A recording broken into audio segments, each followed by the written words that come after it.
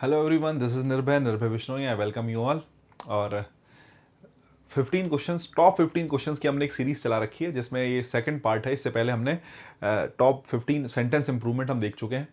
और मैं आज आपके लिए 15 इंपॉर्टेंट क्या कहें कि जो क्वेश्चंस आए थे, लगभग 91 टू 92 क्वेश्चंस हमारे जो हैं पूछे गए थे एरर के, टोटल 9 सेट्स में। और उसमें से जो टॉप 15 क्वेश्चंस है, जो कि हाँ ये 15 क्वेश्चन सबसे जो है बेहतर माने जा सकते हैं, वो 15 क्वेश्चन मैं आपके लिए लेके आया हूँ एरर के आज। ठीक है, इनको समझ लेते हैं। मुझे लगता है बाकी मोस्ट ऑफ द केसेस में मैं कहूँ कि ये सबसे काम के क्वेश्चंस होंगे उन 15 में से। बाकी कुछ इजी क्वेश्चंस भी होंगे, कुछ और भी होगा, वो आप कंप्लीट अगर आपको देखना है कि सारे के सारे क्वेश्चंस आपको देखने हैं, तो मैंने वो भी आपको करा रखे हैं एरर्स जो है ए से लेके जेड तक, बिल्कुल कंप्लीट जितने आए हैं सबका सॉल्यूशन जो है आपको मिल जाएगा चैनल पे। बाकी हाँ, टॉप 15 क्वेश्चंस आपको देखने हैं, इनका सॉल्यूशन आपको देखना है, तो ये वीडियो आपके लिए है। ठीक है, चलो शुरू करते हैं विदाउट टाइम वेस्ट। ठीक है, हाँ जी। बैकग्राउंड क्या कह रहा है? बैकग्राउंड चेंज नहीं हुआ क्या? करा तो था यार हमने।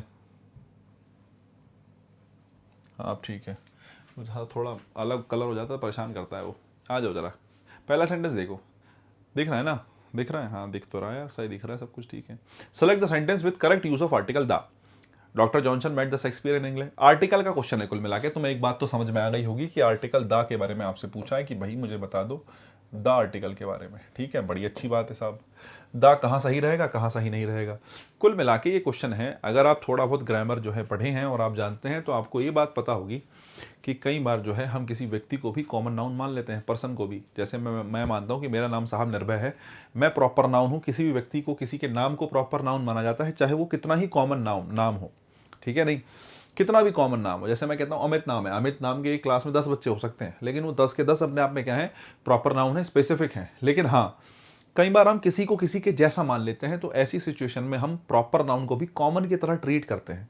इस बात को थोड़ा भी आगे बढ़ाऊंगा। पहले 4 ऑप्शंस देखो, तुम 4 ऑप्शंस पढ़ोगे, then you will let know कि भाई तुम्हें समझ में आएगा कि कॉन्टेक्स्ट क्या है, वो क्या कहना चाह रहा है। ठीक है, doctor Johnson met the Shakespeare in England. Doctor Johnson किससे मिले? शेक्सपियर से मिले। बढ़िया बात है साहब। Kalidas is the Shakespeare of India. अब एक चीज़ है कि ये सेंटेंस हमने हमें रटा रटाया है।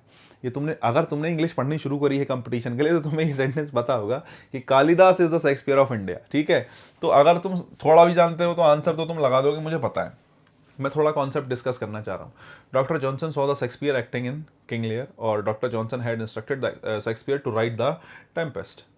कुल मिला के अगर मैं पहला, तीसरा और चौथे सेंटेंस की बात करूं, तीनों सेंटेंस में डॉक्टर जॉनसन जो है किससे बात कर रहे हैं? शेक्सपियर से बात कर रहे हैं। मैं ये कह देता हूं, डॉक्टर जॉनसन अपने आप में एक अलग फिगर है और शेक्सपियर अपने आप में एक अलग फिगर है।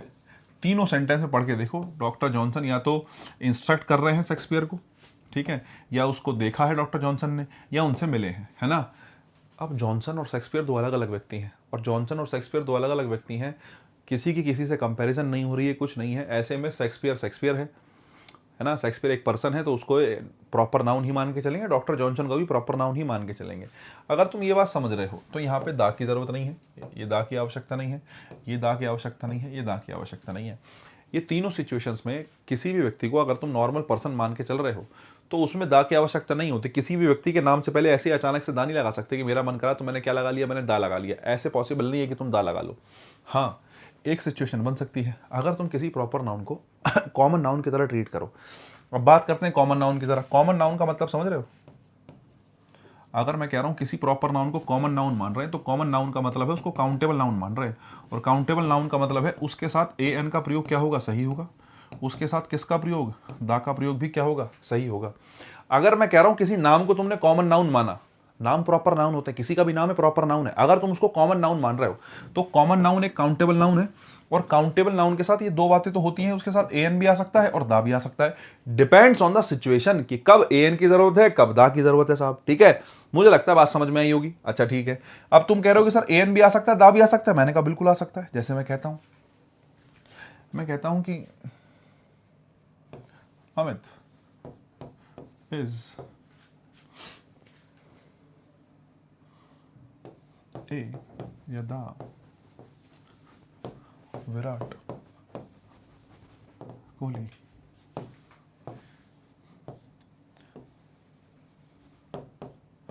Amit is a the Virat Kohli of.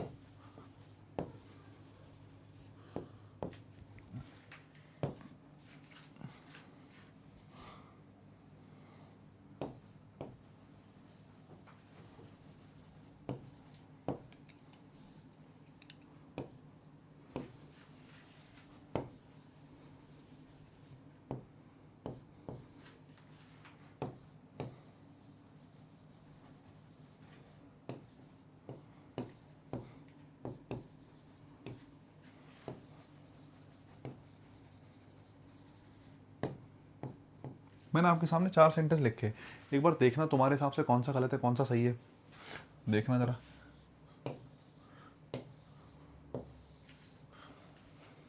हालांकि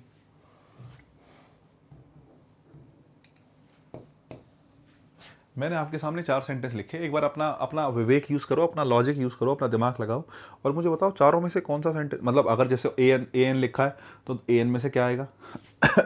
ठीक है, ये 2 सेंटेंस एक साथ के हैं और ये 2 एक साथ के हैं, मतलब समझने के लिए। और इन दोनों में देखो, कालिदास गंगाधरी शक्तिमान ठीक है, गंगाधर इज़ा शक्तिमान ठीक है, या ऊपर के दोनों में किस में ए आएगा किस में दा आएगा, थोड़ा सा ये समझने की कोशिश करो। एक सेंटेंस आपका कालिदास वाला था तो मैं वो भी लिख देता हूँ।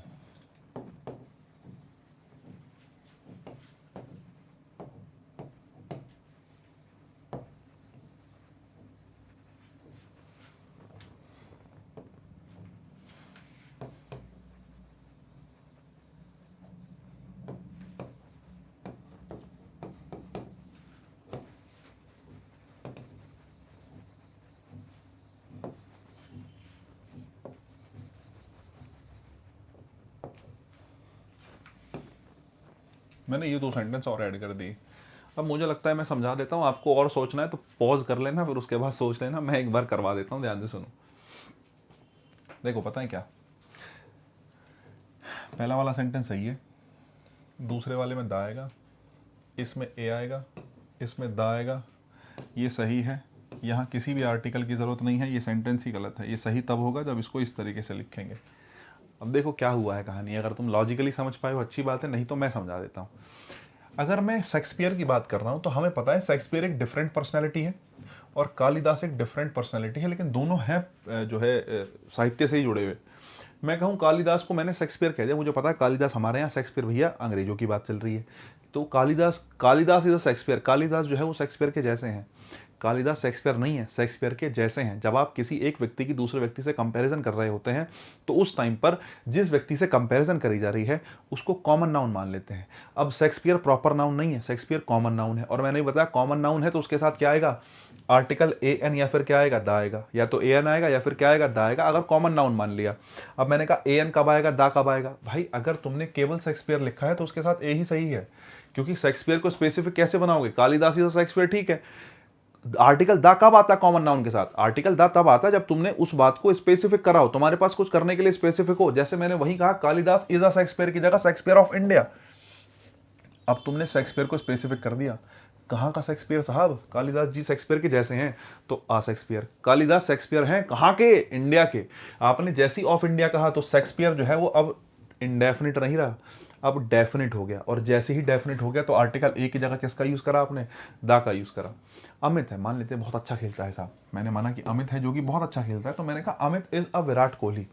तो अगर मैं विराट कोहली की बात करूं, हमें पता है विराट कोहली भाई अपने आप में एक अलग पर्सनालिटी है, अमित एक व्यक्ति अलग है, लेकिन मैंने कहा अमित तो विराट कोहली है भाई, मतलब अच्छा खेलता है, बढ़िया एकदम, जब जरूरत पड़ती है तब काम आता है। आपने एक परसेप्शन बनाया कि अमित जो है विराट कोहली है, अमित इज अ विराट कोहली, मतलब अमित विराट कोहली के जैसा है, अमित विराट कोहली के जैसा है।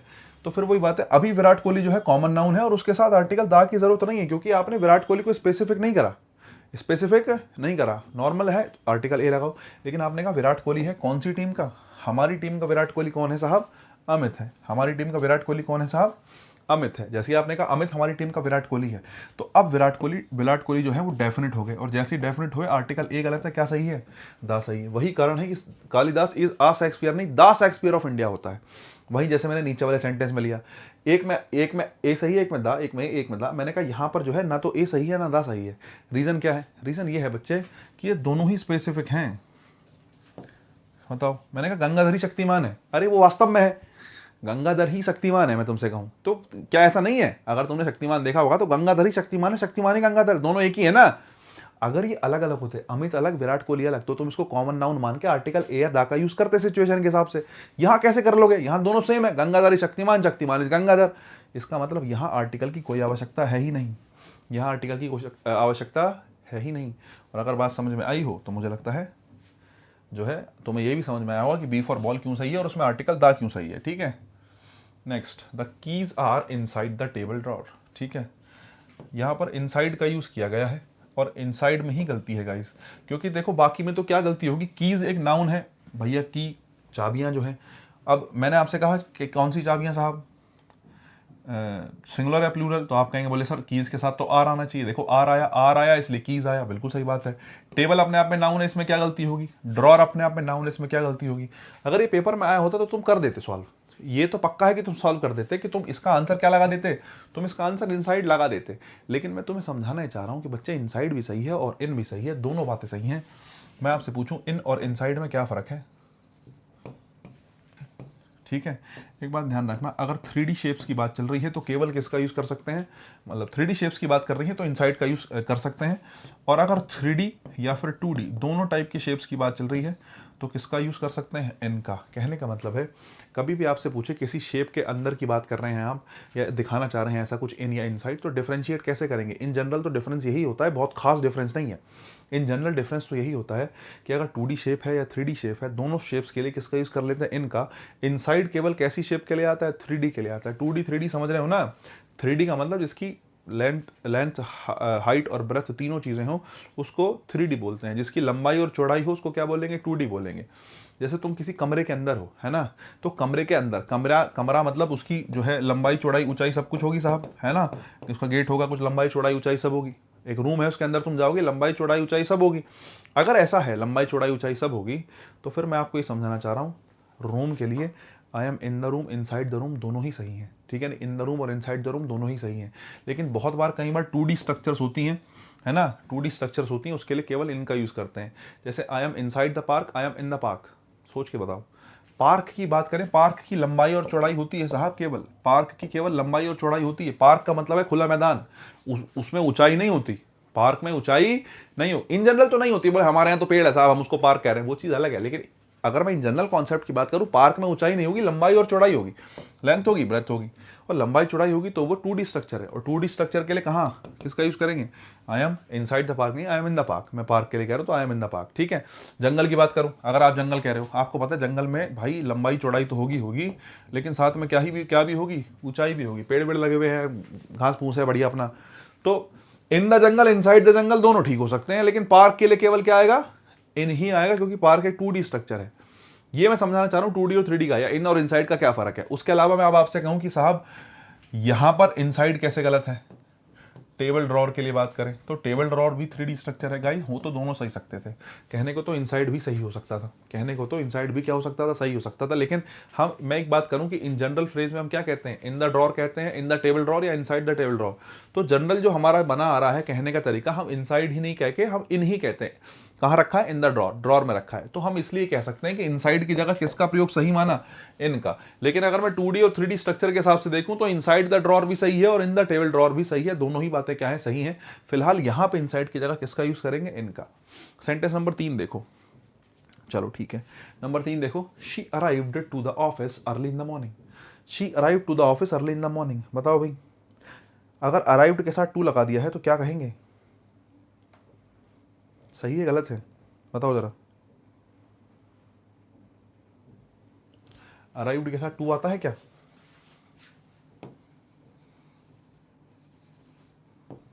अराइव्ड एट, और अगर बात कर लो थोड़ी बहुत तो इन। एट आएगा नॉर्मल लोकेशन के लिए, ठीक है। जैसे मैं कहता हूँ स्टेशन है, रेलवे स्टेशन है, ठीक है, स्टेशन कह रहे हो, रेलवे स्टेशन कह रहे हो, ठीक है, बस स्टॉप कह रहे हो, एयरपोर्ट कह रहे हो, नॉर्मल लोकेशन की बात चल रही है, आप किसका यूज़ करेंगे? एट का। बहुत बड़ी ज्योग्राफिकल लोकेशन की बात चल रही है, तो ध्यान रखना जोग्राफिकल लोकेशन के लिए किसका यूज़ करेंगे, इनका। जैसे मैं कहता हूँ इंडिया, ठीक है, बहुत बड़ी जगह की बात चल रही है, आप कोई और जगह का नाम ले सकते हो, या फिर जैसे मैं बड़े शहर की बात कर रहा हूँ, दिल्ली की मैं बात कर देता हूँ, इंडिया की मैं बात कर देता हूँ, कैपिटल है इसलिए मैंने दिल्ली कह दिया, ठीक है, दिल्ली हो गया, इंडिया हो गया, ऐसा कुछ भी आ जाता है तो उसके लिए हम जनरली इनका यूज़ करते हैं। वैसे तो अराइव के साथ क्या ही आएगा साहब, अराइव के साथ एट आएंगे फिलहाल की सिचुएशन में। जैसे मैं कहता हूँ she arrive to the office, नहीं, she arrived at the office, ठीक है, क्योंकि ऑफिस क्या है, एक नॉर्मल लोकेशन है, ठीक है नहीं, जनरल लोकेशंस के लिए और एग्जैक्ट लोकेशन के लिए भी किसका यूज करते हैं, एट का यूज करते हैं। तुम्हें पता होना चाहिए एग्जैक्ट लोकेशन, जनरल लोकेशन जो होती है, exact location I am at, कि भाई मैं यहाँ पे खड़ा हूँ, I am at this cafe, I am at that cafe, कुछ भी, तो उसके लिए एग्जैक्ट लोकेशन के लिए किसका यूज करते हैं गाइज, एट का यूज करते हैं, तो एट द ऑफिस होगा। बाकी ज्योग्राफिकल लोकेशन बड़ी बात है तो इनका यूज करते हैं। बचपन से आपने सीखा भी होगा, जब आप पढ़े होंगे बचपन में, तो बचपन में जब ग्रामर हम सीख रहे होते हैं तो वहाँ जैसे हम याद करते हैं चीज़ें कि भाई छोटी लोकेशन तो एट का यूज़ करो, बड़ी लोकेशन तो इन का यूज़ करो, छोटी लोकेशन एट, बड़ी लोकेशन इन, तो वही चीज़ है और कुछ नहीं, ध्यान रखना। नेक्स्ट देखो, शी इज़ एंग्री अपॉन मी, बताओ भाई एंग्री अपॉन, पहली बात तो एंग्री अपॉन होता है, बताओ, एंग्री विथ समवन और एंग्री ऑन समथिंग। अगर मैं जनरली बात करूं, ज़्यादा कंफ्यूजन ना फैलाऊं, तो एंग्री विद समवन और एंग्री क्या, एंग्री ऑन समथिंग, इतनी सी कहानी है। अगर तुम बात समझ रहे हो बच्चे तो अपॉन तो नहीं आएगा, क्योंकि मी तो समवन है और समवन है तो angry with someone, angry with someone आप कहेंगे, ठीक है नहीं।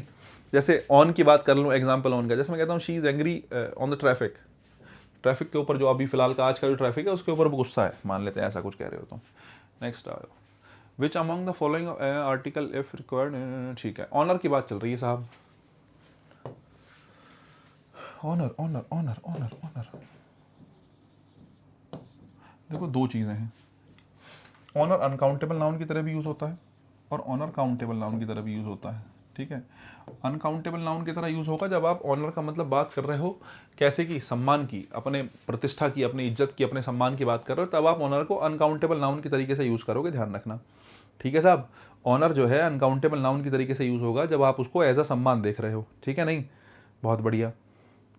अगर जैसे मैं एज अ सम्मान की बात करूं कि किसी जो है Maharana Pratap fought for his honour, कि भैया महाराणा प्रताप जो है अपने ऑनर के लिए लड़े, तो वो जो ऑनर है वो अनकाउंटेबल नाउन है, वो एक प्रकार का ऐसा सम्मान है भाई जो एकदम, जो प्रतिष्ठा होती है ना आदमी अपने सम्मान के लिए कर रहा है, वो चीज़ है। ऑनर को काउंटेबल नाउन जब मान सकते हो जब किसी ट्रॉफी वगैरह की बात कर रहे हो, या काइंड ऑफ का मतलब ट्रॉफी या उस प्रकार की कोई चीज़ है। जैसे आपको कोई सम्मान दिया गया बुला के स्टेज पे कि हाँ जी अरे आप आए, आपका बहुत बहुत जो है धन्यवाद, तो वो एक तरीके की ट्रॉफी ही आपको बुला के वहाँ दे दिया, सम्मान है, सम्मान के जैसा कुछ, किसी को कोई किसी को बुला के कहीं ऐसा जो है बात करना चाह रहा है, किसी को बुला के उसको सम्मानित कर रहा है, तो वो जैसे तुम्हें बुलाया, तुम्हें बुला के सम्मानित करा कि तुम्हारी नौकरी लग गई, गाँव के तुम पहले व्यक्ति हो साहब, और तुम्हें बुला के सम्मानित करा, तो वो इज्जत वाली बात नहीं है, वो जो कि भाई हम जो है उसके लिए जान निछावर कर देंगे अपने सम्मान के लिए, वो है कि आपको सम्मानित किया जा रहा है। तो जब सम्मानित किया जा रहा है किससे, ट्रॉफी वगैरह से या किसी और तरीके से शॉल उड़ा दिया, तो वो वाला जो ऑनर है, ठीक है नहीं, उस वाले ऑनर की आप बात करें उसको आप काउंटेबल नाउन मान के चलेंगे। क्या मान के चलेंगे, काउंटेबल नाउन की तरीके से डील करते हैं, और यही कारण है कि ऑनर के साथ आर्टिकल एन का यूज सही माना जाता है। तो it is an honour to be here, यहाँ पर होने का जो है मुझे यहाँ पर होने का जो है ऑनर प्राप्त हुआ, सम्मान प्राप्त हुआ, आप ये कह रहे हो, तो यहाँ पर ऑनर के साथ एन का प्रयोग बिल्कुल क्या है, सही है, इसमें कोई समस्या नहीं है कहीं से कहीं तक। ये जो ऑनर के साथ ए तो आ नहीं सकता, देखो ये बात तुम्हें पता होनी चाहिए, क्योंकि ऑनर को लिखते हैं ऐसे, ठीक है, ऑनर लिखेंगे ना ऐसे, और जो शब्द हिंदी के स्वर से स्टार्ट होते हैं उनके साथ किसका यूज़ करते हैं, एन का यूज़ करते हैं, किसका यूज़ करते हैं, एन का, उनके साथ आर्टिकल ए का यूज़ नहीं होगा। तो it is an honour to be here, यहाँ पर होने का बहुत ज़्यादा आपका जो है मेरे लिए बहुत सम्मान की बात है, आप ये कह रहे हो, तो इस तरीके से ध्यान रखना। बाकी देखो पता है क्या, इन जनरल मैं ऑनर को सिखाता हूँ थोड़ा दूसरे तरीके से। अभी जैसे इस पर थोड़ा एक कन्फ्यूज़न हो गया था एक बच्चे को हमारे, आप अनकाउंटेबल काउंटेबल में जब मीनिंग निकालोगे तो बहुत ज़्यादा फर्क नहीं निकलेगा मीनिंग में। सोच के देखो, ऑनर का कोई बहुत ज़्यादा फर्क निकलेगा? है ये भी सम्मान ही, है ये भी सम्मान ही। ये सम्मान जिसके लिए आप लड़ रहे हैं, है ना, ऐसा सम्मान जो जिसको ट्रॉफी के रूप में नहीं देख रहे आप, अपनी अपनी आत्म प्रतिष्ठा के रूप में देख रहे हैं कि हाँ जी मेरी बात है मेरी, तो उसको आप कह सकते हो अनकाउंटेबल नाउन के रूप में। लेकिन वहीं आप ऑनर को काउंटेबल नाउन के रूप में देखें, जब आपको एक सम्मान के रूप में ट्रॉफी दी गई, शॉल उड़ा दिया गया, कहीं आप पहुंचे, आपको सम्मानित किया गया कि हाँ जी आओ यार बैठो यार, ये वाली बात है, उस सिचुएशन में ऑनर जो है काउंटेबल नाउन के रूप में देखा जाता है। अब ये हैं दोनों सम्मान ही, but you just have to differentiate कि सिचुएशन के हिसाब से क्या है।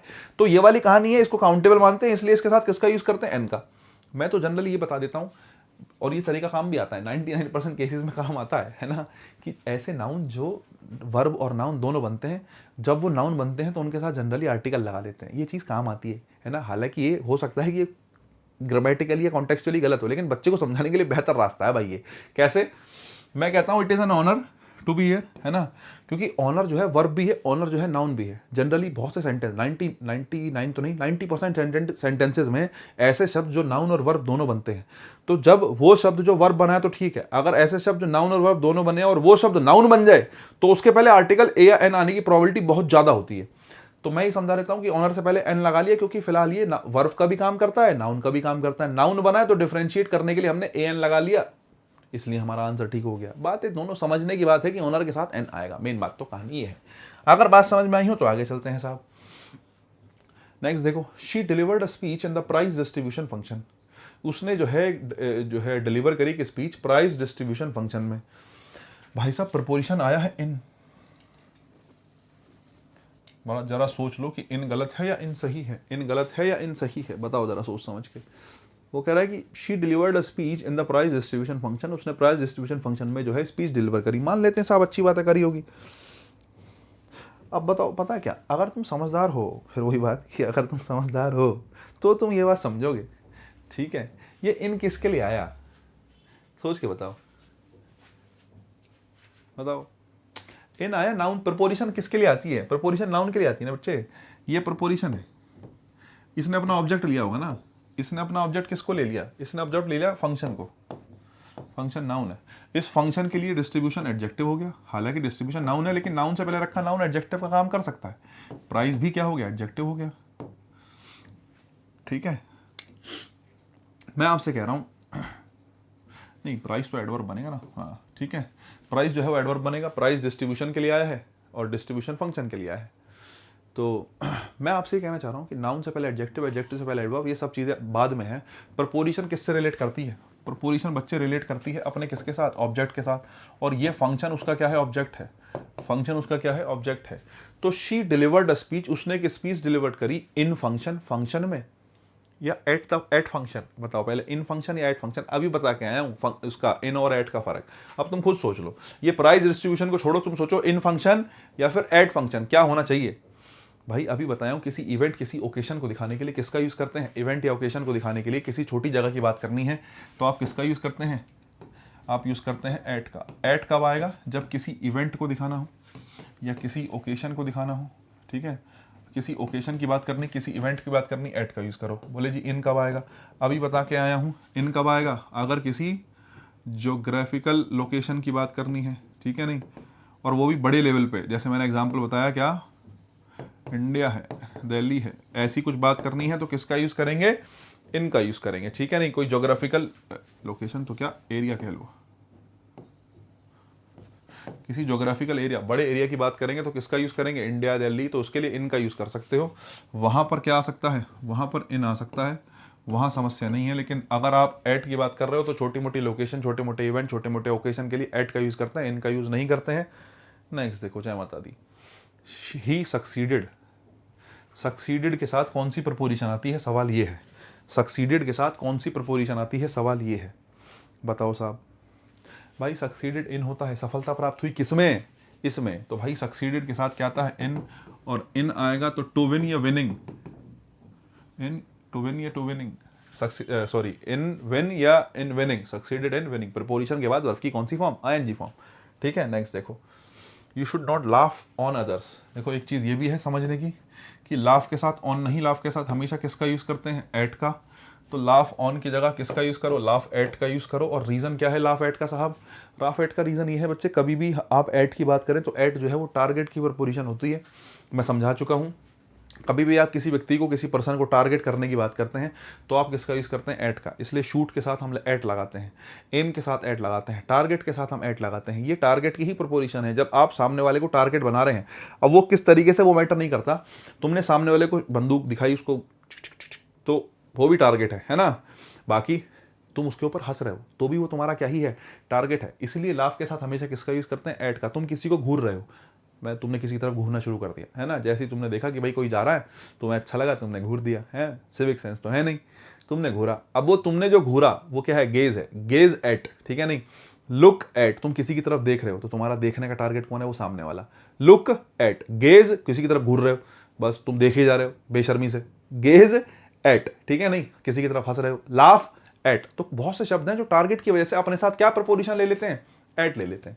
आई थिंक सो बात समझ में आई होगी। नेक्स्ट देखो, you should avail of every opportunity, you should avail of every opportunity. बताओ साहब, हर एक अपॉर्चुनिटी का फायदा उठाना चाहिए, मान लेते हैं साहब। एक बात याद रखने की है, ध्यान रखना, अवेल का मतलब होता है लाभ उठाना। अवेल का मतलब क्या होता है गाइज, अवेल का मतलब होता है लाभ उठाना। और याद रखना, अवेल के बाद हमेशा रिफ्लेक्सिव प्रोनाउन का यूज किया जाता है। अवेल के साथ हमेशा रिफ्लेक्सिव प्रोनाउन आता है, तो यू के हिसाब से आप कहेंगे you should avail your self. हालांकि कुछ बच्चे सेल्फ से लिखना चाह रहे हैं तो वो भी ठीक है, you should avail your self या योर सेल्फ, दोनों ही क्या होंगे, सही होंगे।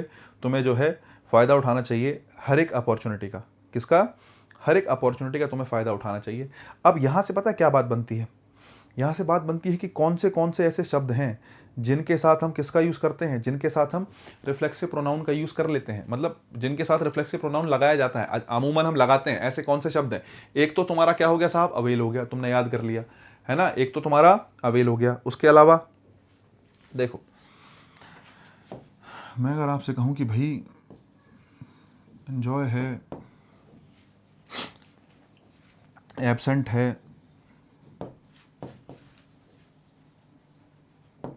प्रेजेंट है, और क्या कह सकते हैं, सेटिस्फाई है,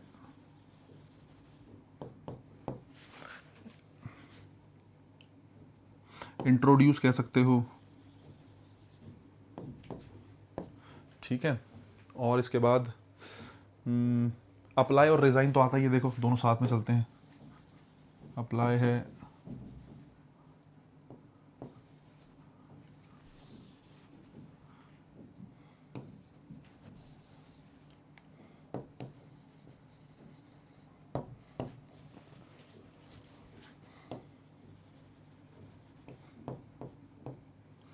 और कुछ है क्या किसी के दिमाग में आ रहा है, अवेल तो लिख लो, चलो अवेल है, और अप्लाई, अप्लाई सब हो गया, हाँ ठीक है सब हो गया। यहाँ से एक नियम बनेगा, नियम कानून बनेगा, अभी बताऊंगा हालांकि क्यों होता है ऐसा। इन सभी के साथ, अगर इन सभी के साथ क्या ना दिया हो, ध्यान रखना, इनके बाद में अगर ऑब्जेक्ट गिवन ना हो, अगर इनके बाद ऑब्जेक्ट ना दिया हो, तो ऑब्जेक्ट के रूप में किसको यूज़ करते हैं, रिफ्लेक्सिव प्रोनाउन को यूज़ करते हैं। आर प्रो मतलब रिफ्लेक्सिव प्रोनाउन। रिफ्लेक्सिव प्रोनाउन मतलब ऐसे प्रोनाउन जिनके लास्ट में सेल्फ या फिर सेल्फ्स लगता है, ऐसे प्रोनाउन जिनके लास्ट में सेल्फ या सेल्फ्स लगता है उनको प्रयोग किया जाता है। Enjoy, absent, present, satisfy, introduce, apply, resign, submit, avail, इन सभी शब्दों के साथ जनरली रिफ्लेक्सिव प्रोनाउन का यूज़ करते हैं अगर इनके बाद क्या ना आया हो, इनके बाद ऑब्जेक्ट ना आया हो। मैं एग्जाम्पल दे देता हूँ, अगर मैं कहता हूँ कि I enjoyed the party, I enjoyed at the party, मैं आपसे कहूँ दोनों में से कौन सा सही है, आपको लगेगा देखने में कि यार दोनों ही सेंटेंस क्या लग रहे हैं, ठीक लग रहे हैं। जरा देखना इन दोनों सेंटेंस को देखो, आई एंजॉयड द पार्टी और I enjoyed at the party, सुनने में दोनों सही हैं, जैसे तुम अंदाजा लगाते हैं ना सुन के, दोनों सही हैं। एक तो देखो ये सेंटेंस बिल्कुल ठीक है, इसमें कुछ नहीं करना। क्यों नहीं करना, क्योंकि इंजॉयड वर्ब है, आई उसका सब्जेक्ट है, और आई एंजॉयड वाट, मैंने क्या एंजॉय किया, पार्टी एंजॉय की, ये उसका ऑब्जेक्ट हो गया। वर्ब से पहले सब्जेक्ट आ गया, वर्ब के बाद ऑब्जेक्ट आ गया, कोई समस्या की बात नहीं है। एंजॉय के पास अपना ऑब्जेक्ट है, किसी प्रकार के किसी भी रिफ्लेक्सिव प्रोनाउन की जरूरत नहीं है, सेंटेंस ठीक है। लेकिन वहीं अगर मैं कहूँ I enjoyed at the party, I enjoyed at the party. अगर मैं ये बात कहूँ तो ज़रा देखना, एंजॉयड जो है यहाँ पे वर्ब है, वर्ब से पहले आई क्या है, अपना सब्जेक्ट है, फिर से आया एट, एट हो गई प्रपोजिशन, और द पार्टी उसका क्या हो गया, ऑब्जेक्ट। द पार्टी उसका क्या हो गया, ऑब्जेक्ट। अगर तुम समझ पा रहे हो बच्चे तो तुम्हें एक बात समझ में आनी चाहिए कि ये जो द पार्टी है, ये द पार्टी इस वर्ब का ऑब्जेक्ट नहीं है। किसका ऑब्जेक्ट है, प्रपोजिशन का, क्योंकि ऑब्जेक्ट से पहले प्रपोजिशन रखी है, इसका मतलब ये किसका ही ऑब्जेक्ट बनेगा, ये प्रपोजिशन का ही ऑब्जेक्ट बनेगा, ये वर्ब का ऑब्जेक्ट नहीं बनेगा। कहने का मतलब है वर्ब के पास अपना ऑब्जेक्ट है ही नहीं, वर्ब के पास अपना ऑब्जेक्ट है ही नहीं, इसलिए इसको क्या देना पड़ेगा, एक ऑब्जेक्ट देना पड़ेगा, एक ऑब्जेक्ट देना पड़ेगा, कुछ भी देना पड़ेगा, देना पड़ेगा। तो सब्जेक्ट क्या है, आई, तो मैं कहूँ आई एंजॉयड माई सेल्फ, मैंने खुद को एंजॉय किया, कहाँ पे, पार्टी में। तो ये इसका क्या हो गया, ऑब्जेक्ट हो गया। तो कई बार ऐसा होता है कि आपकी वर्ब के पास ऑब्जेक्ट नहीं है, जब ऑब्जेक्ट नहीं है तो उसको क्या देते हैं, ऑब्जेक्ट दे देते हैं। बाकी बोले सर ध्यान रख सकते हैं, देखो वैसे याद रखने की जरूरत नहीं है, रटने की जरूरत नहीं है, मुझे तो पढ़ाते पढ़ाते याद हो गया, तुम्हें भी थोड़ा सा ध्यान हो कि एंजॉय हो गया, एबसेंट हो गया, प्रेजेंट हो गया, सेटिस्फाई हो गया, इंट्रोड्यूस हो गया, अप्लाई हो गया, रिजाइन हो गया, सबमिट हो गया, अवेल हो गया। इन सभी शब्दों के साथ रिफ्लेक्सिव प्रोनाउन का प्रयोग करते हैं अगर ऑब्जेक्ट दिया हुआ ना हो। बात समझ में आ गई कि नहीं आ गई? अगर तुम्हें समझ में आ गया हो तो आप कहेंगे यू शुड अवेल, कहेंगे अवेल ऑफ, तो आप कहेंगे avail your self of every opportunity, ठीक है नहीं? तो आंसर सी फॉर कैट बनेगा, आंसर क्या बनेगा, सी फॉर कैट बनेगा। बहुत बढ़िया। उसके अलावा अगर मैं आपसे कहूं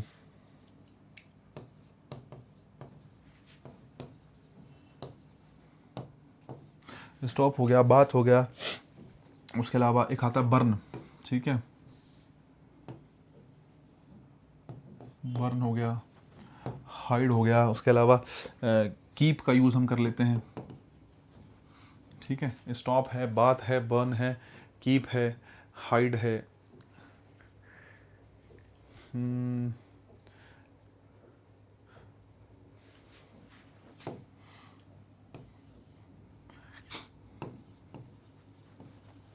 क्वालिफाई के साथ जनरली यूज़ करते हैं, ठीक है नहीं? और उसके अलावा टर्न कह सकते हैं आप, ठीक है। बस इतना ध्यान रख लो, मेरे तो अभी फिलहाल ये याद आ रहे हैं। इन सभी शब्दों के साथ जनरली एग्जामिनर रिफ्लेक्सिव प्रोनाउन रख के देगा और तुम्हें रिफ्लेक्सिव प्रोनाउन का प्रयोग गलत मानना है। इनके बाद रिफ्लेक्सिव प्रोनाउन, इन सभी शब्दों के बाद रिफ्लेक्सिव प्रोनाउन का प्रयोग क्या माना जाएगा, गलत माना जाएगा। रिफ्लेक्सिव प्रोनाउन का प्रयोग इनके साथ इसलिए गलत माना जाएगा क्योंकि generally most of the time जब ये वर्ब आएंगी तो ये इंट्रांजिटिव की तरीके से आ रही होंगी, और इंट्रांजिटिव वर्ब के पास ऑब्जेक्ट होता ही नहीं है। और अगर इंट्रांजिटिव के पास ऑब्जेक्ट है ही नहीं तो फिर तुम उसके साथ जो है रिफ्लेक्सिव प्रोनाउन रख के करोगे क्या, क्योंकि रिफ्लेक्सिव प्रोनाउन तो ऑब्जेक्ट बनता है। इसलिए कहते हैं इन शब्दों के साथ जो है ऑब्जेक्ट की जरूरत नहीं होती। बस ये ध्यान रख लेना, रखना चाह रहे हो तो, क्योंकि ये एक्शन ऐसा है ना जो खुद ही करेगा। जैसे आदमी, मैं कहता हूँ, मैं बात की बात करता हूँ, नहाने का काम कोई और थोड़ी कराएगा तुम्हें। आई बाथ माई सेल्फ, मैं तो खुद नहाया। अरे भाई सब खुद नहाते हैं, ठीक है। तो स्टॉप है कोई चीज़, मैं रुका, मैं खुद ही रुका, किसी ने रोका, दोनों पॉसिबल है। हालांकि किसी और ने तुम्हें रोक लिया, तुम रुक गए, जनरली रुक गए वाले सेंस में आएगा तो रिफ्लेक्सिव प्रोनाउन आएगा नहीं। तो वही चीज़ है, ये सारे शब्द ऐसे हैं जिनके साथ ऑब्जेक्ट की जरूरत नहीं है, इसी वजह से कहा जाता है इनके बाद रिफ्लेक्सिव प्रोनाउन का प्रयोग एग्जामिनर करे तो गलत है। अब बोले सर यही वाले शब्द क्यों ले, ये वाले शब्द इसलिए लिखे हैं मैंने तुम्हारे लिए क्योंकि ये पेपर में कई बार पहले पूछे गए हैं, तो तुम्हें याद होना चाहिए, ध्यान होना चाहिए, ठीक है। नेक्स्ट देखो, insist, she insisted to accompany me, she insisted to accompany me, आसान सेंटेंस है। इंसिस्ट के साथ ऑन का यूज करते हैं, इंसिस्टेड ऑन, ठीक है। अब ऑन आ गया तो अकंपनी, अकंपनिंग, अकंपनी प्रपोजिशन के बाद वर्ब की कौन सी फॉर्म रखी जाती है, वर्ब की कौन सी फॉर्म रखी जाती है, आईएनजी फॉर्म रखी जाती है। तो शी इंसिस्टेड ऑन अकंपनिंग मी, ठीक है नहीं, आईएनजी फॉर्म लगाएंगे। तो इंसिस्टेड ऑन अकंपनिंग, ठीक है, टू अकंपनी हटाओ और क्या कहोगे, ऑन अकंपनिंग कहेंगे आप। रीजन आप समझ गए होंगे, मुझे लगता है जरूरत नहीं है आपको समझाने की। पर इंसिस्ट, देखो एक चीज और है, इंसिस्ट के साथ ऑन आता है क्योंकि वो टॉपिक को दिखाना चाहता है। शी इंसिस्टेड ऑन, उसने क्या, किस बात पर जोर दिया, क्या टॉपिक था जिस पर उसने जोर दिया। तो टॉपिक की प्रपोजिशन क्या ही होती है, ऑन होती है। जनरली टॉपिक को बताने के लिए ऑन का यूज करते हैं, यही कारण है कि इंसिस्ट के साथ हमने किसका यूज किया, ऑन का यूज किया। और ऑन प्रपोजिशन है, प्रपोजिशन के बाद वर्ब की फर्स्ट फॉर्म नहीं आती, वर्ब की कौन सी फॉर्म आती है, आईएनजी फॉर्म आती है। आगे चलते हैं, ठीक है। Which of the following sentence is grammatically correct, grammatically कौन सा करेक्ट है वो तुमसे ही पूछ रहा है। फर्क अगर मैं बताऊं तुम्हें तो बहुत ज़्यादा कुछ फर्क नहीं है बउआ, बस यही 4 सेंटेंस है जो तुमसे पूछना चाह रहा है वो, ठीक है, कि भैया बता दो इनमें क्या फ़र्क है। तो हमने कहा बता देंगे, हम डरते हैं क्या है, बताओ, बता देंगे, बताओ। He went to college in a train, with a train, by a train, on a train, ठीक है। In a train, with a train, on a train, by a train. अब मैं समझा देता हूँ। अगर आप बच्चे ट्रांसपोर्ट की बात करते हैं, किसकी बात करते हैं आप? ट्रांसपोर्ट की बात करते हैं, तो ट्रांसपोर्ट के लिए 3 प्रपोजिशन आती हैं। या तो बाय आएगा कहीं धरती पे कहीं, या तो ट्रांसपोर्ट की बात चल रही है बाय आएगा, या तो इन आएगा या ऑन आएगा। ठीक है साहब। बाय बाय आता है, बाय तब आता है जब कोई डिटर्मिनर, या मैं ऐसे कहूँ, एक सेकंड को कैसे मैं इस बात को लिख दूं।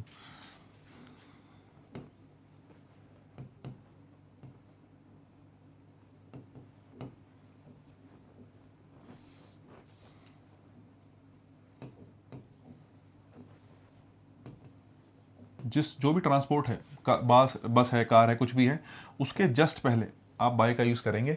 तब करेंगे जब बीच में कोई डिटर्मिनर वगैरह नहीं आया होगा। डिटर्मिनर वगैरह क्या मतलब है, बता देता हूँ। एक शब्द होता है डिटर्मिनर, अगर आप नहीं जानते हैं तो आपको पता होना चाहिए।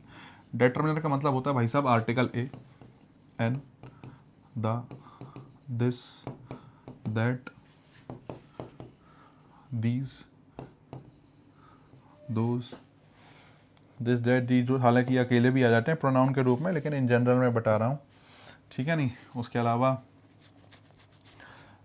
My, your, our, his, her, its, theirs, theirs नहीं देयर। ठीक है। ये जो शब्द है ना, ये सब के सब डिटर्मिनर होते हैं। डिटर्मिनर मतलब वो शब्द जो है मतलब जनरली एडजेक्टिव के तरह ही काम करते हैं, नाउन के जस्ट पहले आते हैं। एडजेक्टिव की तरह ही काम करते हैं, नाउन के जस्ट कहाँ आते हैं, पहले आते हैं। तो कोई भी ट्रांसपोर्ट दे रखा है और उसके पहले आर्टिकल का यूज़ नहीं करा गया, इनमें से किसी का भी प्रयोग नहीं करा गया, सिंपल बिल्कुल प्लेन, कैसा प्लेन, वो रख दिया गया शब्द, तो आप बाय का यूज़ करेंगे। कैसे? जैसे मैं तुमसे कहता हूँ, मैंने तुमसे कहा ट्रेन, आ ट्रेन, बस,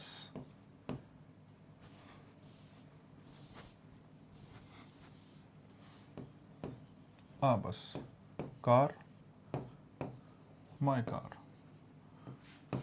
ठीक है। मैं तुमसे कह दूं ट्रक,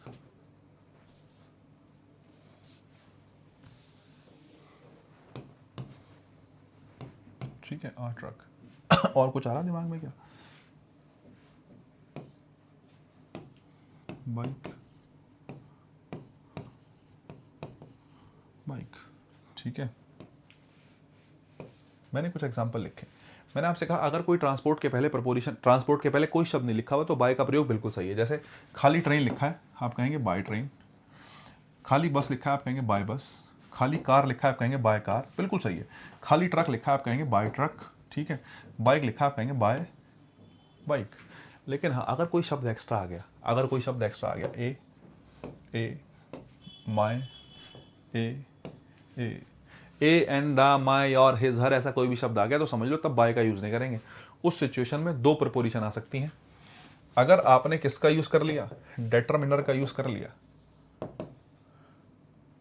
ठीक है। अगर आपने किसका यूज कर लिया, डिटर्मिनर का, तो डिटर्मिनर का अगर यूज कर लिया, डिटर्मिनर प्लस ट्रांसपोर्ट, कोई ट्रांसपोर्ट है उससे पहले आपने कोई डिटर्मिनर का यूज कर लिया, तब या तो इन आएगा या फिर क्या आएगा, ऑन आएगा। या तो इन आएगा या फिर क्या आएगा, ऑन आएगा। अब मैं तुमसे पूछूं कि इन और ऑन में क्या क्या फर्क बनेगा? भाई इन आएगा तब जब तुम वॉक नहीं कर सकते हो उस ट्रांसपोर्ट के अंदर। ठीक है। ऑन आएगा तब जब तुम वॉक कर सकते हो उस ट्रांसपोर्ट के अंदर। कोई भी ट्रांसपोर्ट है जिसके अंदर, जैसे मान लेता हूँ मैं कहता हूँ बस है, मैं कहता हूँ क्या है, बस है। बस के अंदर तुम चल सकते हो ना, जब बस में चढ़ते हैं, चढ़ने के बाद अंदर जाएंगे, टिकट विकेट लेंगे तो बस के अंदर चल सकते हैं। ऐसा ट्रांसपोर्ट जिसके अंदर चला जा सकता है और साथ में उसके साथ क्या आया है, डिटर्मिनर आया है, उसके लिए किसका यूज़ करोगे, ऑन का। किसका यूज़ करोगे, ऑन का। जैसे ट्रेन है, ट्रेन में अंदर घुसते हो, जाते हो अपने सीट पर, चल सकते हो ना अंदर, अंदर चल सकते हो, तो किसका यूज़ करोगे, ऑन का। मगर क्या आना चाहिए, डिटर्मिनर आना चाहिए। क्या आना चाहिए, डिटर्मिनर आना चाहिए। ऐसे ट्रांसपोर्ट जिसमें चल नहीं सकते अंदर, जैसे कार है, कार के अंदर कहाँ चल सकते हो? अब कोई बच्चा कहेगा, बोले सर एक वो बड़ी वाली कार आती है उसमें चल के पीछे जाना पड़ता है, ऐसा वैसा है। एक्सेप्शनल चीज़ों को नहीं देखा जाता, जनरल चीज़ों को देखा जाता है, जनरल सेंस को देखा जाता है ना। तो अगर मैं पैदल चलने की बात करता हूँ, कार के अंदर नहीं चल सकते, है ना, ऐसा व्हीकल जिसमें नहीं चल सकते हैं और उसके साथ डिटरमिनर आया तो उसके लिए किसका यूज़ करोगे, इन का यूज़ करोगे। अब तुम सेंटेंस के एग्जाम्पल से समझ लो, बातों को एग्जाम्पल से समझ लो। जरा देखना, मैं आपसे कह रहा हूँ ट्रेन, ट्रेन तो ठीक है, लेकिन ट्रेन से पहले ए लगा दिया, अगर डिटरमिनर लगा दिया तो या तो इन आएगा या ऑन आएगा। अब मुझे बताओ, ट्रेन के अंदर वॉक कर सकते हो, कर सकते हैं। अगर ट्रेन के अंदर वॉक कर सकते हैं तो क्या कहेंगे, ऑन अ ट्रेन। क्या कहेंगे, ऑन अ ट्रेन। अब हम क्या सोचते हैं, किसी चीज़ के अंदर होना, हम ट्रेन के अंदर है तो हम क्या लगा दें, इन लगा दें। अरे नहीं साहब, ट्रेन के अंदर वॉक कर रहे हो, वॉक कर पा रहे हो, ऑन अ ट्रेन। बस के अंदर वॉक कर पा रहे हो, ऑन अ बस। कार के अंदर वॉक कर सकते हो, नहीं कर सकते तो क्या कहेंगे, in my car, in my car. खाली कार आया तो क्या आएगा, बाय आएगा। ट्रक, ट्रक के अंदर वॉक कर सकते हो साहब, अरे बताओ, अरे ट्रक आया पूरा अब तुम ड्राइवर की सीट मत देखो, ट्रक के अंदर वॉक कराया सकता है, बिल्कुल कराया सकता है। पीछे तुम वॉक कर सकते हो ना, बोले यार उसमें सामान रखा होता है, कल बला बला बला। अब इसको दो नज़र से देख सकते हैं एग्जाम्पल को, कि वॉक कर सकते हो। मेरी नज़र से तो ट्रक के अंदर वॉक कराया सकता है, हालांकि ट्रक जो है इन जनरल तो बाइक का ही यूज़ करो ट्रक के साथ, क्योंकि सामान वामान ढुलने के लिए किससे जा रहा है, ट्रक से जा रहा है। तो मैनर क्या है जाने का, ये ट्रक है तो आपने बाइक का यूज़ कर लिया, ट्रांसपोर्ट बताने के लिए बाइक का यूज़ कर लिया। लेकिन फिर भी मैं आपसे पूछ रहा हूँ कि भाई अगर मैं आपसे बैठने की बात करूँ, तुम अब देखो ये डिपेंड करेगा कि चलने की बात कर रहे हो ना तुम, तो तुम अगर वैसे चल के बात कर रहे हो तो ठीक है, लेकिन इन जनरल जो आगे सीट होती है वहाँ चलने का हिसाब होता नहीं है। और पीछे चलेगा कौन, पीछे चलने की जगह थोड़ी होती है। मैं तुमसे पूछूं कि ट्रक में पीछे चलने की जगह है, अरे पीछे चलेगा कौन, पीछे थोड़ी बैठा जाता है ट्रक, पीछे तो सामान रखा जाता है। तो आप इन जनरल इन ट्रक ही कहेंगे, क्या कहेंगे, इन अ ट्रक, ठीक है। नहीं, क्योंकि वो बॉक्स जो है उसका चैम्बर, उसमें चल नहीं सकते हैं आप। उसके अलावा बाइक, बोले जी बाइक, अगर बाइक की बात करें, बाइक के तो ऊपर बैठ के जा रहे हैं, बाइक पे चल तो सकते नहीं, बोले जी क्या आ जाए, इन आ जाए। जिसमें वॉक नहीं कर सकते उसके लिए इन लगा रहे हैं, लेकिन बाइक के साथ क्या ही आता है, ऑन आता है। या मैं साइकिल की बात करूं, साइकिल के साथ भी क्या ही आएगा, ऑन आएगा अगर डिटरमिनर आ गया। रीज़न क्या है, रीज़न बच्चे ये है कि देखो जैसे मैं अब तुमसे कहता हूँ कि भाई ये तुम्हारी साइकिल है, ये तुम्हारी गद्दी लगी है और तुम जो हो हीरो बन के इस पर बैठे हो। जब तुम हीरो बन के इस पर बैठे हो गाइस, तो दिक्कत ये है कि ये वाली पोजीशन है। अगर कोई चीज़ किसी चीज़ के ऊपर इस तरीके से है, जैसे मैं कहता हूँ ये ऑन माई हैंड, हाथ के ऊपर, तो ये सिचुएशन ऑन है। अगर टच कर रही है कोई चीज़ किसी चीज़ के ऊपर रखी है तो वो ऑन है। तो यही सिचुएशन है, ये वाली सिचुएशन जो है वो किसको दिखाएगी, ये सिचुएशन ऑन को ही दिखाएगी। तो टू व्हीलर के लिए तो ऑन ही यूज़ करेंगे अगर आर्टिकल या डिटरमिनर आ गया, ठीक है। बाकी कुछ नहीं आया तो बाय का यूज़ कर लेंगे। ये वाली कहानी थोड़ी सी ध्यान रख लो। हालांकि ट्रक के लिए ऑन भी आ सकता है, डिपेंड करेगा सिचुएशन पे, ऐसा फिक्स नहीं है कुछ भी। अब तुम देखो ना किस सिचुएशन, मान लेते कोई कह रहा है पीछे चल के चला गया, वो डिपेंड करेगा सिचुएशन पे। ऑन भी लगा लो, इन भी लगा लो, कहने के लिए तो सिचुएशन दोनों सही हो सकती है, लेकिन डिपेंड करेगा कि क्या है, क्या कहा गया है, वो कहानी थोड़ी सी मैटर करेगी, ठीक है।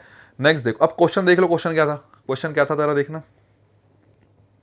क्वेश्चन ये कह रहा था कॉलेज गए ट्रेन से। अब मैंने कहा विद तो आता नहीं ट्रांसपोर्ट के लिए, है ना, बाय आएगा नहीं क्योंकि डिटरमिनर आ गया, डिटरमिनर आ गया तो फिर बाय गलत है, ठीक है साहब। कौन सा सही है पूछा है। अब ट्रेन के लिए दो चीज़ें लिख रखी हैं साहब, ये देखो, ट्रेन के लिए एक तो इन आया और ट्रेन के लिए एक ऑन आया। ट्रेन के अंदर वॉक कर सकते हैं, कर सकते हैं साहब। अगर वहीं कहीं वॉक कर सकते हैं तो किसका यूज़ करेंगे, ऑन का यूज़ करेंगे। तो आंसर बनेगा डी फॉर डॉग, आंसर क्या बनेगा, डी फॉर डॉग बनेगा, ठीक है। नेक्स्ट देखो, no less than 50 students were absent, no less than 50 students were absent. 50 student से जो है कम नहीं थे, ज़्यादा ही थे, है ना। ध्यान रखना, लेस देन का प्रयोग जो है, एक होता है लेस देन, एक होता है फीवर देन, ठीक है साहब। लेस देन जो है अनकाउंटेबल नाउन के साथ आता है और फीवर देन काउंटेबल नाउन के साथ आता है ना। वजन करने वाली चीज़ें होती हैं उसके लिए लेस देन लगाते हैं, गिनने वाली चीज़ों के साथ फीवर देन लगाते हैं। 50 स्टूडेंट्स गिनने वाली चीज़ है, तो फीवर देन ना लिख के क्या लिखना, सॉरी लेस देन ना लिख के क्या लिखेंगे, no fewer than 50 students. I think so बात समझ में आई होगी आपको। चले 13 number, the old man fell down from the stairs, the old man fell down from the stairs. तो थोड़ा सा अटपटी बात है, अगर तुम नहीं जानते होंगे तो तुम गलत करोगे 100% ही, क्योंकि सुनने में सेंटेंस ही बहुत सही लगता है। The old man fell down from the stairs, अगर मैं कहूँ कि वो सीढ़ियों से गिर गया, तो ध्यान रखना, अगर मैं फेल की बात करूं तो फेल डाउन, फेल के साथ जो डाउन आया है यही ठीक है, फ्रॉम की जरूरत नहीं है। फेल गिर गया, कहाँ गिर गया, डाउन द स्टेयर्स, स्टेयर्स से नीचे। तो ये जो स्टेयर्स है ये किसका ऑब्जेक्ट बन जाएगा, डाउन का ऑब्जेक्ट बन जाएगा। तुम्हें इसमें अलग से जो है फ्रॉम लगाने की जरूरत नहीं होती। मैं तुमसे कहूँ ना ये वाली बात, तो ये गलत हो जाएगा भाई। Fell down the stairs, stairs से नीचे गिर गया। फेल के साथ जनरली दो प्रपोजिशन आती है, फेल ऑफ द स्टेयर्स और फेल डाउन द स्टेयर्स, ठीक है। अगर मैं स्टेयर्स की बात कर रहा हूँ, सीढ़ी से गिरने के लिए दो ही है, एक तो फेल डाउन द स्टेयर्स मतलब नीचे गिर गया, एकदम ऐसा लुढ़कता हुआ गया, ठीक है नहीं, fell down the stairs. Of the stairs मतलब बिल्कुल कोने से चल रहा था, पैर रपट के नीचे चला गया तो वो डायरेक्ट ऐसे गिर गया, तो उसको ऑफ भी कह सकते हैं। तो फेल डाउन द स्टेयर्स कह लो, फेल ऑफ द स्टेयर्स कह लो, दोनों सही है, लेकिन इस फ्रॉम की जरूरत नहीं है क्योंकि फ्रॉम एक्स्ट्रा हो जाएगा। डाउन प्रपोजिशन उसका ऑब्जेक्ट क्या हो जाएगा, स्टेयर्स हो जाएगा, ठीक है साहब। कहाँ गिर गया, नीचे गिर गया, कहाँ से गिर गया, स्टेयर से गिर गया, डाउन द स्टेयर, स्टेयर से नीचे, ठीक है नहीं, फेल हो गया गिरने से। तो फ्रॉम एक्स्ट्रा है, उसकी आवश्यकता नहीं है। अगर तुमने ये वाली बात जानी होगी तो ही तुम कर पाओगे, थोड़ा सा मुश्किल हो जाएगा एग्जाम में डायरेक्ट कर पाना, ठीक है। नेक्स्ट देखो, he asked me that where I was going, he asked me that where I was going, उसने मुझसे पूछा कि मैं कहाँ जा रहा हूँ। अब वही बात है, अभी बता के आया हूँ, एक सेंटेंस ये है और एक सेंटेंस ये है। दो सेंटेंस को जोड़ने के लिए बीच में एक कंजक्शन चाहिए होता है, दो सेंटेंस को जोड़ने के लिए बीच में एक कंजक्शन चाहिए होता है। मुझे बताओ कंजक्शन दैट लगाऊं या वेयर, दैट काटो और क्या सही है, वेयर सही है, क्योंकि तुम जाने की बात कर रहे हो और जाने को किससे दिखाओगे जाने को किससे दिखाओगे, वेयर से दिखाओगे। He asked me where I am, उसने मुझसे पूछा। जब भी तुम आस्क लगा रहे हो, आस्क लगाने का मतलब कैसा सेंटेंस होगा, इंटरोगेटिव। इंटरोगेटिव सेंटेंस अगर होगा बच्चे, तो इंटरोगेटिव सेंटेंस के साथ दैट लगोगे या वेयर। दैट तो असर्टिव सेंटेंस के डायरेक्ट से इनडायरेक्ट में आता है, दैट इंटरोगेटिव सेंटेंस के साथ आता कब है, सेंटेंस इंटरोगेटिव होगा किससे पता चला, आस्क्ड से। अगर आस्क से पता चला तो दैट हटाओ और क्या लगाओ, वेयर लगाओ। गलती होगी इस वाले पार्ट में, डी फॉर डॉग। नेक्स्ट देख लो, the number of applicants have increase this year, the number of applicants have increase this year. बताओ जरा 15 नंबर का आंसर, थोड़ा सा तुम भी दिमाग लगाओ, उसके बाद तुम्हें बताऊंगा ही। 15 नंबर का आंसर बताओ एक बार भाग के।